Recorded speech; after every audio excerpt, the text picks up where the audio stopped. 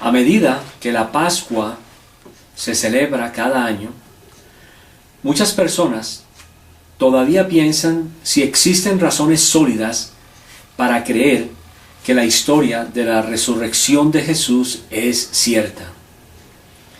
¿Resucitó efectivamente Jesús de entre los muertos? ¿O el cristianismo está basado en un mito? Sorpresivamente para algunos, sí existen razones históricas sólidas para creer, sin duda, que Jesús sí resucitó de entre los muertos.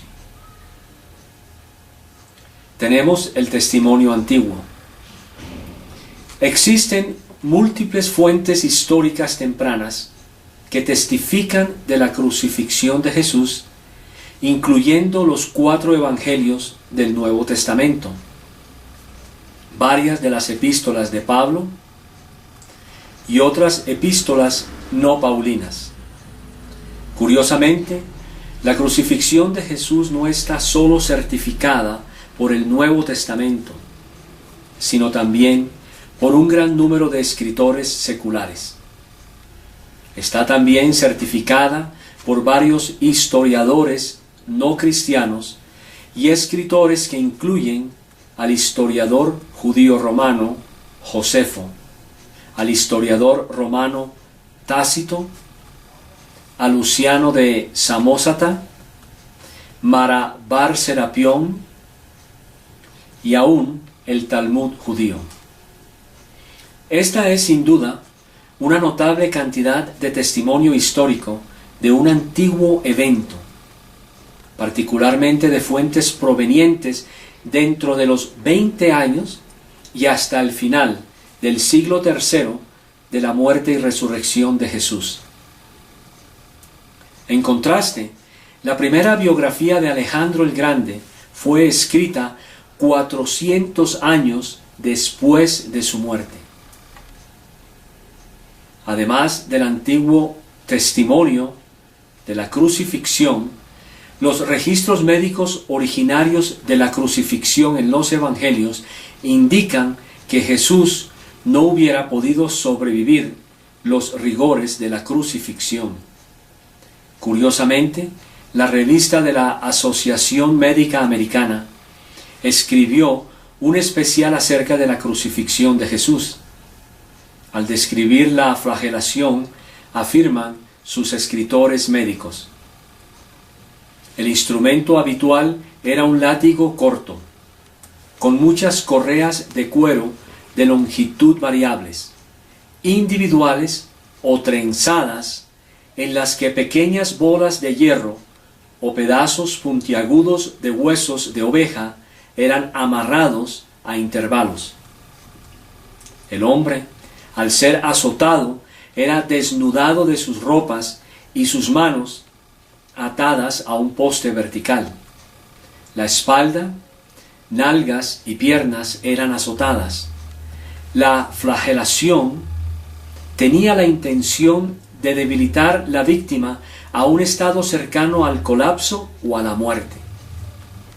En la medida en que los soldados romanos golpeaban repetidamente la espalda de la víctima con todas sus fuerzas, las bolas de hierro causaban profundas contusiones y las correas de cuero y huesos de oveja cortaban la piel y los tejidos subcutáneos.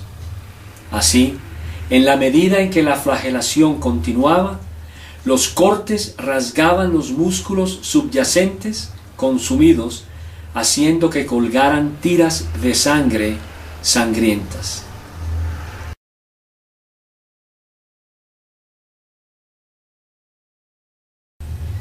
Sin embargo, la flagelación no fue todo el tormento que Jesús recibiría. Cuando cada una de sus muñecas fue clavada a la cruz, el clavo en cada una de ellas aplastaría o dañaría más que todo el extenso nervio mediano sensoriomotoro. El nervio, estimulado por los terribles clavos, produciría un dolor ardiente en ambos brazos. Alex Mezerel, un experto en fisiología humana, anota que la sensación sería como usar tenazas o pinzas para aplastar el nervio, lo que causa intenso dolor cuando llegamos a nuestro codo o al hueso simpático.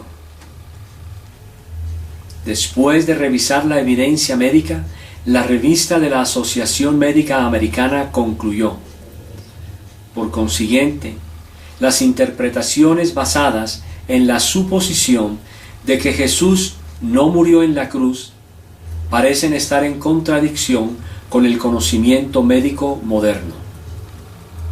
De igual manera, la mayoría de los historiadores escépticos están de acuerdo con la anterior conclusión. El célebre experto en Jesús, Dominique Crozan, declara de que Él, o sea Cristo, fue crucificado es tan seguro como cualquier cosa histórica pudiera suceder.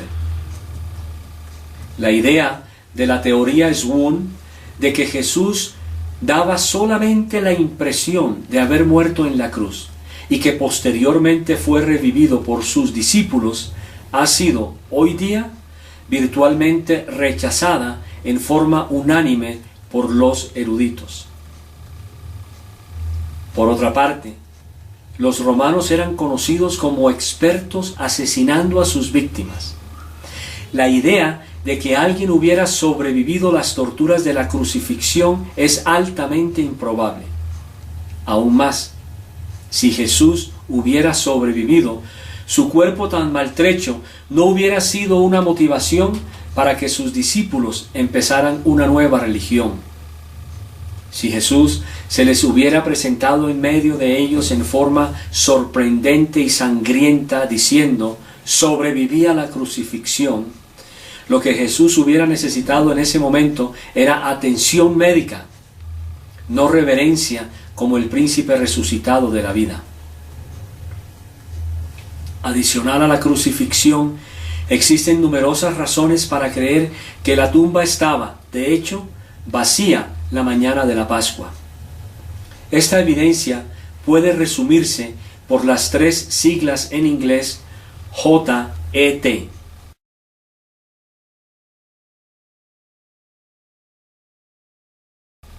La J significa Jerusalem Factor, o sea, el factor Jerusalén.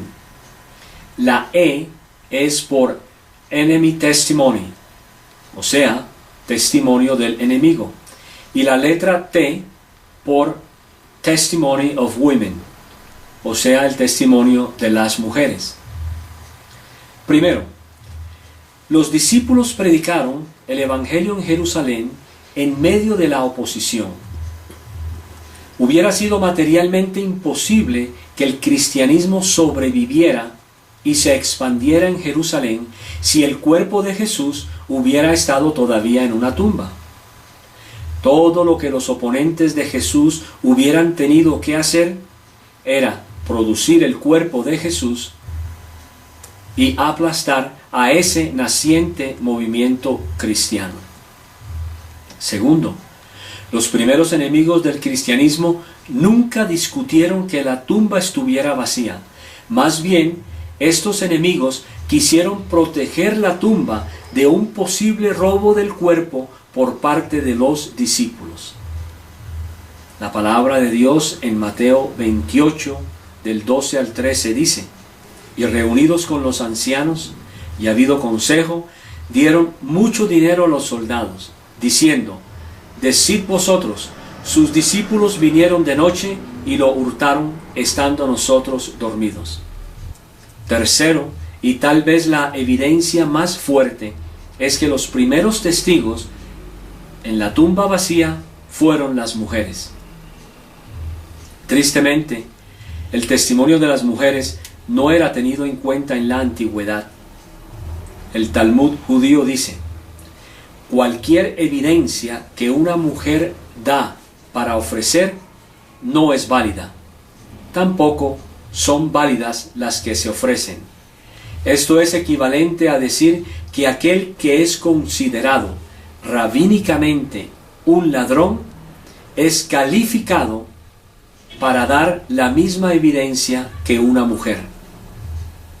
En adición, dice el Talmud, antes permita que las palabras de la ley sean quemadas que entregadas a las mujeres.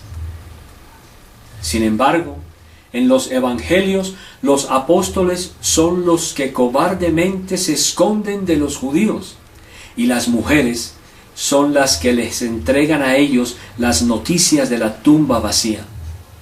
Si los cristianos fueran a inventar la historia de la tumba vacía, lo más seguro es que lo primero que hubieran hecho sería no haber usado a las mujeres como testigos principales.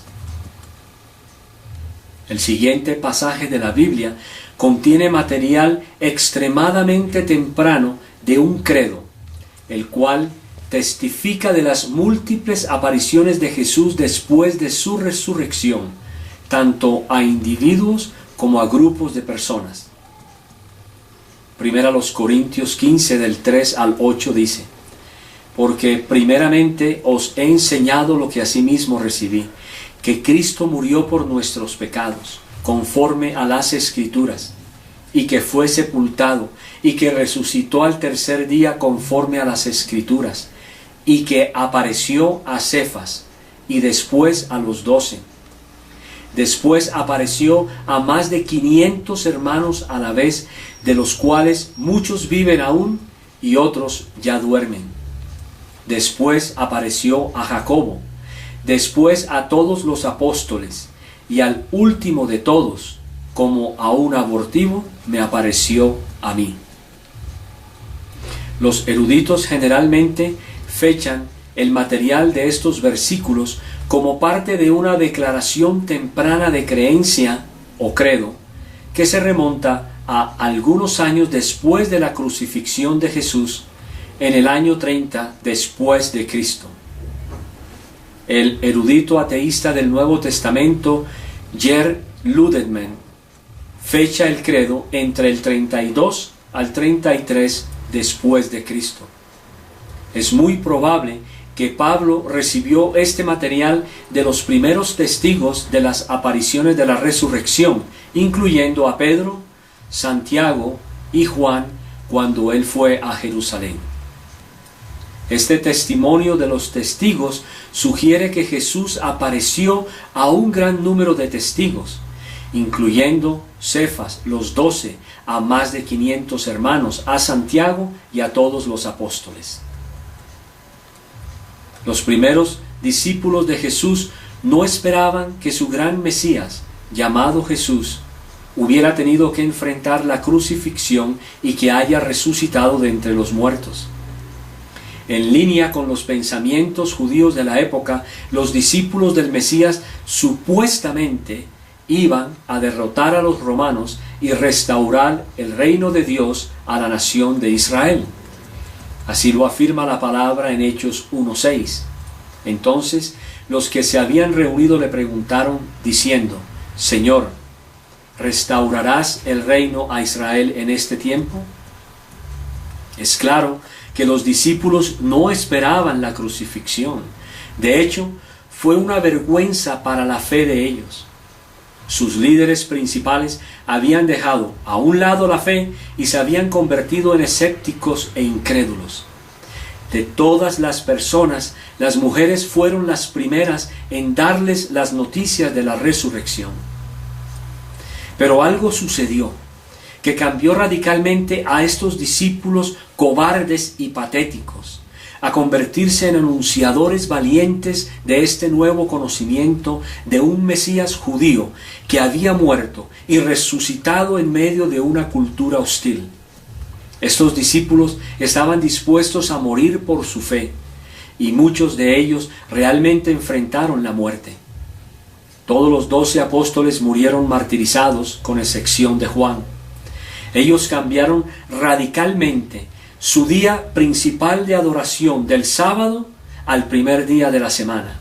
Empezaron a adorar a este hombre llamado Jesús mientras todavía afirmaban ser fieles judíos monoteístas, algo que era extremadamente radical y blasfemo al judaísmo de la época. Y lo hicieron porque algo sucedió en esa primera mañana de Pascua. Debido a todos los factores mencionados, es muy razonable concluir con las palabras de quien fuera el perseguidor de la naciente iglesia, convertido posteriormente al cristianismo, el apóstol Pablo. Y cuando esto corruptible se haya vestido de incorrupción, y esto mortal se haya vestido de inmortalidad, entonces se cumplirá la palabra que está escrita: sórdida es la muerte en victoria. ¿Dónde está, oh sepulcro, tu victoria?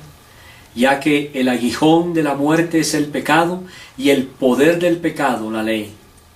Mas gracias sean dadas a Dios, que nos da la victoria por medio de nuestro Señor Jesucristo.